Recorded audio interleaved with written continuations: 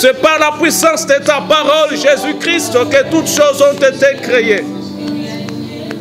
C'est la raison pour laquelle je proclame et je confesse que ta parole a le pouvoir, a la capacité, a la puissance, oh Dieu de gloire, d'amener la vie à toute personne qui va nous écouter ce matin. Je crois que ta parole a la puissance, a la capacité de transformer la vie de tout celui qui va nous écouter ce matin. Et je crois à une transformation ce matin. Et je crois au miracle ce matin. Je crois à la visitation ce matin. Je crois à la délivrance ce matin.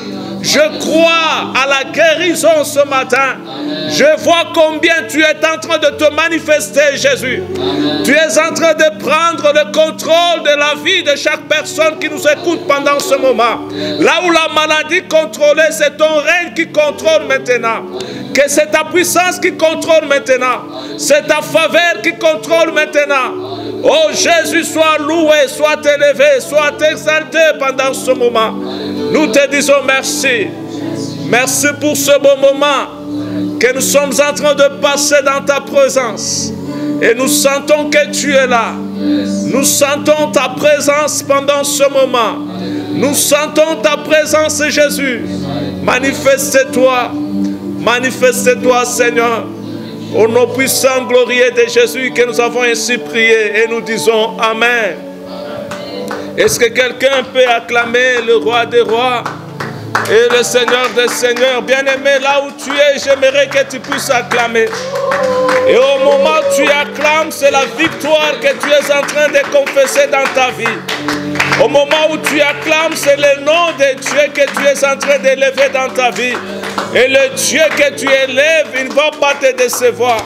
S'il y a eu des hommes qui t'ont déçu, mais Dieu ne va pas te décevoir.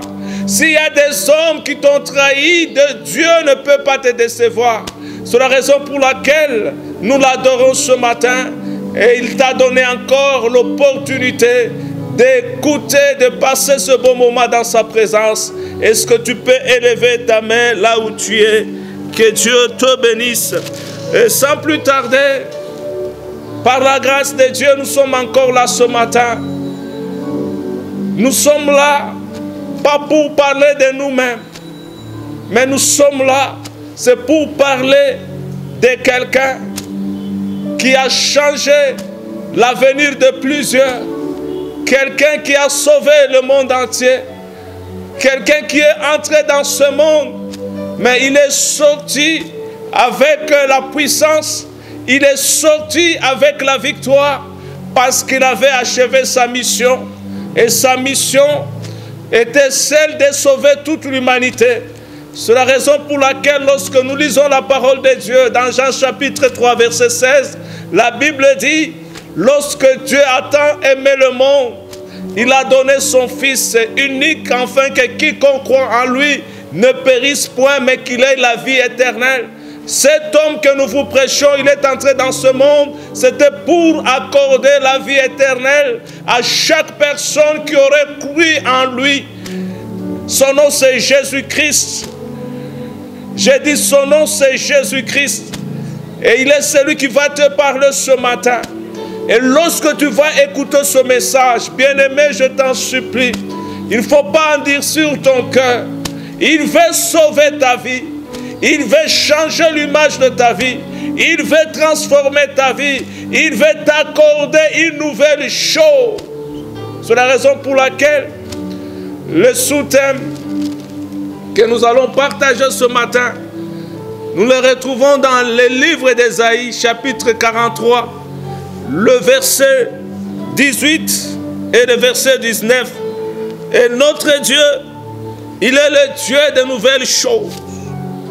C'est pourquoi la Bible dit, Ésaïe chapitre 43, verset 18 à 19, Dieu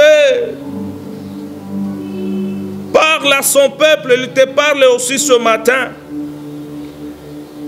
en te disant, ne pensez plus aux événements passés et ne considérez plus ce qui est ancien. Voici, je veux faire une chose nouvelle. Sur le point d'arriver, ne la connaîtrez-vous pas? Je mettrai un chemin dans le désert et le fleuve dans la solitude. Est-ce que quelqu'un a écouté cette pensée de Dieu? Comme je vous ai dit tout à l'heure, que notre Dieu, il est un Dieu de nouvelles choses. Avant qu'il arrive à faire une nouvelle chose, il vient de nous dire de ne plus penser. Il vient de te dire de ne plus penser. Il vient encore d'insister de ne plus penser aux événements passés. Bien-aimé dans le Seigneur, je ne suis pas là pour que tu me dises pour ce que tu as vécu dans le passé. Le passé n'intéresse pas Dieu. Ce qui intéresse Dieu, c'est le présent et le futur. C'est la raison pour laquelle, il y a quelques semaines en arrière, nous vous avons dit que Dieu a un projet pour vous. C'est le projet de bonheur. Quand on parle de projet, on voit le futur. C'est le diable. Lorsqu'il veut détruire notre futur, le diable s'intéresse à notre passé. Et lorsque tu t'intéresses à ton passé, tu n'auras pas l'espoir de voir que la situation de ta vie va changer. C'est la raison pour laquelle Dieu m'a mandaté de te dire ce matin de ne plus penser aux événements passés, mais il faut considérer la nouvelle chose que Dieu est en train de faire dans ta vie. Et il dit même, cette chose-là, vous ne la connaîtrez pas, mais il dit, il mettra le chemin dans le désert et les fleuves d'eau couleront dans un lieu aride. Alors vous qui nous écoutez pendant ce moment, je ne connais pas la situation que vous êtes en train de traverser, mais l'unique chose que j'aimerais vous dire pendant ce moment, en vous communiquant cette parole pleine d'espoir, pleine d'avenir, avant que la meilleure chose arrive, Dieu commence d'abord à annoncer cette bonne nouvelle qui va arriver. C'est la raison pour laquelle nous sommes là encore une fois ce matin, pour vous annoncer la bonne nouvelle qui va arriver dans ta vie. Et la meilleure façon d'accueillir cette bonne nouvelle, Dieu te demande seulement de ne plus penser aux événements passés. Lorsqu'on parle d'un événement, on sous-attend que ce soit un événement malheureux et aussi un événement heureux. Mais la plupart des cas, les événements qui impactent négativement la vie d'un homme ou la vie d'une femme, ce sont les événements malheureux. Les événements malheureux affectent même le futur de quelqu'un. Les événements malheureux affectent même la foi de quelqu'un. Mais en t'envoyant cette parole, je suis venu de te dire, ne pensez plus aux événements malheureux du passé. Commence à fonder ta foi par rapport à ce que Dieu veut faire maintenant. Dieu, c'est un Dieu de nouvelles choses. Du fait qu'il t'a laissé en vie, parce qu'il voit qu'il a des choses à faire avec toi. Bien-aimé dans le Seigneur, ne crois pas que le souffle de vie que tu as aujourd'hui, tu l'as eu par hasard et tu existes par hasard. Aussi longtemps que tu gardes encore le souffle de vie, aussi longtemps que tu respires encore, il y a quelque chose que tu vas espérer avec Dieu. Et la chose que tu vas espérer avec Dieu, c'est ce qui est meilleur. C'est ce qui va affecter ton futur d'une manière positive. Bien-aimé dans le Seigneur, Dieu n'a pas encore fini avec toi. Il n'a pas encore fini avec ta famille. Il n'a pas encore fini avec tes enfants. Il n'a pas encore fini par rapport au projet qu'il t'avait donné. Bien-aimé dans le Seigneur, ce qui te garde encore en vie aujourd'hui, Parce qu'il y a des choses que Dieu veut accomplir avec toi. Il y a des choses au travers de toi que Dieu veut réaliser avec ta famille. Oh bien-aimé dans le Seigneur, je répète encore, ne pensez plus aux événements passés. Si dans le passé tu as été trahi, cette fois-ci, Dieu veut faire une chose nouvelle. Si dans le passé, tu as perdu des grandes choses, mais dans la Bible, il y a eu aussi des gens qui ont eu à perdre quelque chose, mais Dieu les avait restaurés. Ne perds pas le temps d'expliquer, de démontrer ton passé, la manière dont tu as traversé le passé. Aujourd'hui, tu as un avenir devant toi. Et dans cet avenir-là, Dieu veut faire une chose nouvelle. Dieu veut changer ta vie. Dieu veut transformer ta vie. Et la meilleure façon qui va pousser Dieu à transformer ta vie, c'est lorsque tu vas prendre la décision de ne plus penser aux événements passés. L'événement passé peut être ce que tu as expérimenté avant même d'écouter ce message. Ce que tu as connu comme problème avant d'écouter ce message. Le problème qui a touché ton cœur. Le problème qui a déséquilibré ta vie. Le problème qui a fait que tu puisses même prendre la décision que Dieu n'existe pas. Bien-aimé dans le Seigneur, ne pensez plus aux événements passés. Mais considère ce que Dieu veut faire maintenant dans ta vie. Et la meilleure chose que Dieu veut faire dans ta vie, c'est de changer ton identité. C'est de t'accompagner dans tout ce que tu es en train de traverser comme situation. Et tu ne seras pas seul. La fois passée, je vous ai dit, c'est Dieu qui parlait aux enfants d'Israël en disant, même si vous passez par le feu ne va pas vous brûler. C'est pour vous dire, dans la situation où tu traverses pendant ce moment, tu n'es pas seul. Dans cette situation, tu es avec Dieu. Et Dieu te dit de ne plus penser aux événements passés. Notre Dieu nous amène à regarder le présent et le futur. C'est par rapport à notre attitude aujourd'hui que nous pouvons influencer notre futur. Ne te décourage pas. Ne baisse pas les bras. Dans cette situation, tu n'es pas seul. Les circonstances de la vie que tu es en train de traverser, les circonstances qui te découragent, je ne sais pas, peut-être là où tu es dégoûté de la vie. Tu souhaites même la mort. Mais la mort n'arrive pas. Si la mort n'arrive pas, mais il y a la vie. C'est dans la vie que tu as. Dieu veut faire des grandes choses. Dieu veut réaliser des grandes choses. Dieu veut t'amener très loin. Ce n'est pas encore fini avec Dieu. Je ne sais pas ce que tu traverses pendant ce moment. Je ne sais pas la situation qui te fait pleurer pendant ce moment. Lorsque tu regardes ta vie, tu as l'impression que le soleil va s'arrêter sur toi.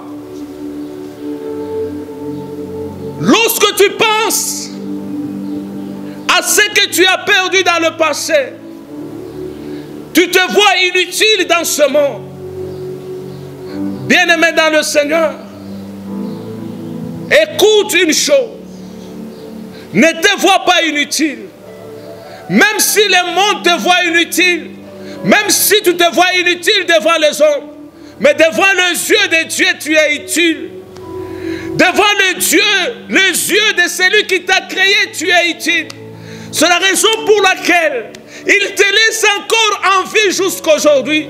Si tu n'étais pas utile, tu n'allais pas exister. Parce qu'il compte encore sur toi. Il compte encore sur tes capacités.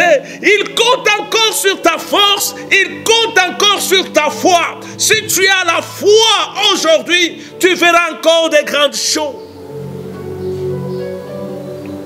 C'est pourquoi Joël a dit, je te remplacerai les années qui ont été dévorées par les sauterelles. Un jour, on a posé la question à Jacob en disant, quel est ton âge? Au lieu que Jacob donne l'âge exact de sa vie, mais il a dit, les jours de mes souffrances sont plus nombreux que le jour des joies. Si tu commences à réaliser au moment où tu écoutes ce message, tu vois que les jours où tu as traversé le moment de souffrance, ces jours sont nombreux. Mais je t'ai dit, ce matin, Dieu m'a dit de te dire, ne pensez plus aux événements passés. Ne considère ce qui est ancien. Lorsque je méditais ce passage, je suis tombé sur une version de la Bible, là où on dit ne pensez plus aux événements passés, on a dit ne pensez plus au premier événement. S'il y a eu le premier événement, il y aura aussi le deuxième événement. Le deuxième événement ne sera pas comparé au premier. C'est la raison pour laquelle la Bible dit la gloire de la seconde maison sera plus grande que celle de la première maison. Bien-aimé dans le Seigneur, si dans le premier événement tu as enterré, dans le deuxième événement tu ne vas plus enterrer. Amen. Si dans les premiers événements tu as perdu le capital, dans le second événement, tu ne vas plus perdre. Oh bien-aimé, j'aime Dieu. Il est le Dieu des secondes touchées. Même si on t'a touché pour la première fois, tu n'as rien vu. Mais lorsqu'on va te toucher pour la seconde fois, tu verras quelque chose. J'ai dit, tu verras quelque chose au nom de Jésus-Christ. Ne pensez plus au premier événement. Là où tu as été humilié, là où tu as été méprisé, mais le deuxième événement, c'est pourquoi j'aime Christ. Le premier événement, c'était à Golgotha. Là où il a été humilié, il a été méprisé, on a craché sur lui, mais le deuxième événement, c'était la résurrection. Et après la résurrection, il n'avait pas besoin d'une porte pour entrer dans une maison. Il n'avait pas besoin d'un accès pour passer. Mais lorsqu'il était ressuscité, il entrait même là où étaient les disciples, sans même frapper à la porte. Il était à mesure de passer sur un mur et pour entrer. Toi aussi, je t'ai dit, le premier événement a changé ton identité, a détruit ton identité. Mais le deuxième événement, c'est la raison pour laquelle lorsque nous lisons 2 Corinthiens chapitre 5 verset 17, la Bible dit, celui qui est en Christ, il est devenu nouvelle créature. Les choses anciennes sont passées. Et la Bible démontre, voici, toutes choses sont devenues nouvelles. Je suis venu te communiquer les nouvelles choses que Dieu veut faire dans ta vie. Les nouvelles choses que Dieu a amenées dans ta vie. Ces nouvelles choses, lui-même a dit, au verset 19, voici, je vais faire une nouvelle chose sur le point d'arriver. Dans d'autres versions, on a dit que je vais faire une nouvelle chose qui est en germe. Ah, c'est-à-dire c'est une semence qu'on a déjà semée. Et la semence cherche maintenant à germer. Bien-aimé dans le Seigneur, la nouvelle chose existe déjà. La nouvelle chose est en train, dans une phase qu'on appelle la germination. Et cette chose est en train d'être poussée. chose-là que Dieu cherche à faire pousser, il n'a pas trouvé n'importe quel terrain, mais il a trouvé toujours le terrain sur lequel tu es. Et le terrain là, c'est le désert. Tu traverses le désert pendant ce moment. C'est dans le désert où Dieu a dit. Là où Dieu va faire pousser la nouvelle chose. Il a dit, ne la connaîtrez-vous pas? Je mettrai un chemin dans le désert. Le terrain qui est favorable à Dieu de travailler, c'est dans le désert. Je suis en train de parler à quelqu'un qui traverse le désert. Vous connaissez tous le caractéristique d'un désert. Il y a d'abord l'absence de l'eau. Là où il y a l'absence de l'eau, c'est-à-dire la vie n'est pas bonne. Là où il y a l'absence de l'eau, il n'y a pas même moyen de se développer. Même le pays qui cherche à se développer, ce sont les pays qui cherchent à se positionner là où il y a de l'eau. Mais au désert, il n'y a pas de l'eau. Au désert, il n'y a pas l'ombrage.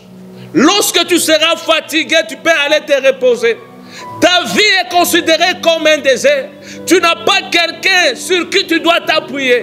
Tu n'as pas quelqu'un sur qui tu peux aller chercher le secours. Mais dans les déserts, l'unique secours qui nous reste, c'est Dieu. C'est pour cela que si tu traverses le désert pendant ce moment, Dieu est là pour tracer un chemin. Dieu est là pour te tracer un chemin. Le chemin par lequel tu dois passer pour que la situation qui bloque ta vie, la situation qui limite ta vie, mais Dieu va descendre pour te frayer un chemin par où tu vas t'en sortir. Et je suis en train de voir des personnes qui traversaient des moments difficiles, qui ne savaient pas par où entrer. Je suis en train de les voir sortir au nom puissant de Jésus, parce que Dieu est en train de frayer un chemin. Dieu est en train de faire de nouvelles choses dans leur vie. Il y a des choses que Dieu fait. Mettre le chemin dans le désert et amener de l'eau à une terre aride. C'est-à-dire, Dieu est en train d'arroser des vies qui étaient arides, les vies qui ne pouvaient pas produire, des vies qui étaient sèches. Dieu est en train de verser l'eau, et l'eau, c'est le symbole de la bénédiction. Je crois pendant ce moment, je suis en train de voir des familles être bénies, des hommes être bénis, des femmes être bénies, des enfants être élevés au nom puissant de Jésus-Christ, même des nations être relevées, les nations qui marchaient dans l'incertitude, les nations qui marchaient dans des situations difficiles, même ce qui a secoué le monde pendant ce moment, cette situation de Covid qui a amené la récession de l'économie de plusieurs pays. Mais je vois que Dieu est en train de faire une nouvelle chose. De la même manière que le monde des ténèbres se prépare à imposer un nouvel ordre mondial, Dieu aussi est en train de faire une nouvelle chose. Et cette chose que Dieu est en train de faire pendant ce moment, c'est pour influencer aussi le monde. C'est pour attirer aussi plusieurs personnes vers lui. Bien-aimé dans le Seigneur, toi qui as écouté ce message, ne baisse pas les bras. Fortifie-toi dans le Seigneur. Réveille ta foi. Crois à cette parole. Crois à la puissance de cette parole. Que Dieu est en train de faire de nouvelles choses dans ta vie. Ce qui ne t'a pas tué jusque-là, j'aimerais que la chose-là puisse te relever encore, puisse te réveiller encore, que tu puisses tourner tes regards vers ton avenir. Même si hier ça n'a pas marché, j'ai dit aujourd'hui ou demain ça va marcher. Parce qu'en toi il y a une puissance, en toi il y a un Dieu qui contrôle toutes choses et qui maîtrise toutes choses. Père de grâce, encore une fois, nous te disons merci. Merci pour ce message. Je vois plusieurs familles d'être visitées par ce message. Je vois plusieurs personnes être consolées par ce message. Ne vous arrêtez pas au niveau de la consolation, Seigneur. Entre dans leur vie, Jésus. Proclame les nouvelles choses, Seigneur. Proclame les nouvelles choses dans la vie de chaque personne, ô Dieu de gloire. Pour ceux-là qui sont dégoûtés de la vie, Seigneur, crée l'espoir dans leur cœur. Pour ceux-là qui sont malades, ô Dieu de gloire, que ta main puissante puisse les toucher là où ils sont. Pour ceux-là qui se recherchent dans la vie, ils sont même fatigués, Seigneur. J'aimerais que tu puisses les soutenir. Pour la gloire de ton nom, Seigneur, je recommande, ô Dieu de gloire, la vie de chacun de nous entre tes mains. Et nous croyons, ô Père de grâce, pour la semaine qui vient de commencer, nous allons vivre de nouvelles choses. Nous allons vivre de nouvelles choses. Nous allons vivre de nouvelles choses dans nos vies, dans nos familles, dans cette ville de Lubumbashi et dans notre pays. Et nous le croyons, Seigneur, parce que c'est toi qui as créé ce monde, ô Dieu de gloire. Là où les hommes ont échoué, toi tu ne peux pas échouer, ô Père de grâce. C'est la raison pour laquelle nous te faisons encore confiance pendant ce moment. Et nous croyons, Seigneur, que tu vas nous accompagner et tu vas amener dans notre vie tout ce qui est meilleur. Au nom puissant, glorieux de Jésus, que nous avons ainsi prié. Et nous disons Amen. Merci encore une fois, peuple de Dieu, pour ce moment et surtout pour votre attention pendant ce moment. Et nous croyons que le Dieu qui a permis que vous puissiez passer ce bon moment dans sa présence, il va encore vous visiter. Il va encore restaurer votre vie. Comme je vous ai dit dès le début, nous, c'est le ministère international Goshen. Nous sommes à Lubumbashi, sur l'avenue Maniema numéro 34. Et nous vous bénissons encore une fois au nom puissant de Jésus-Christ. Si vous avez besoin d'un entretien ou d'une prière, vous allez nous appeler au numéro qui est affiché au bas de votre écran. Que Dieu vous bénisse. Nous allons nous retrouver prochainement. Que la grâce et la faveur de Dieu reposent sur votre vie. Et nous disons Amen.